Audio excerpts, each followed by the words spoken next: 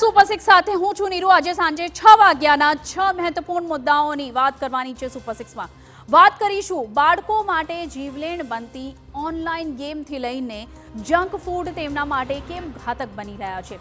વાત કરીશું રાજ્યમાં વેચાતા નકલી ઘીથી લઈને ફરી રહેલા નકલી આઈટી અધિકારી અને નકલી ડોક્ટર્સની અને અંતમાં કરીશું રાજ્યમાં ચાલતા પતંગોત્સવની વાત। પરંતુ સૌથી પહેલા એક નજર કરીએ આજના 6 મુદ્દાઓ પર।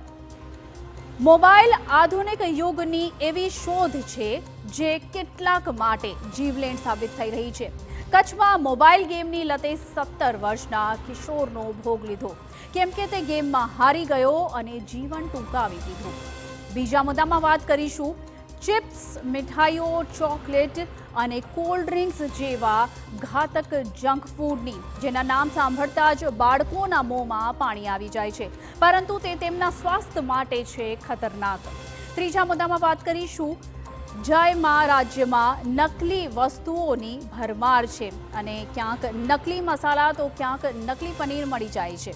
આજે રાજ્યના 2 શહેરોમાં નકલી ઘી મળી આવતા હવે વિશ્વસનીયતા પર ઉઠ્યા છે સવાલ।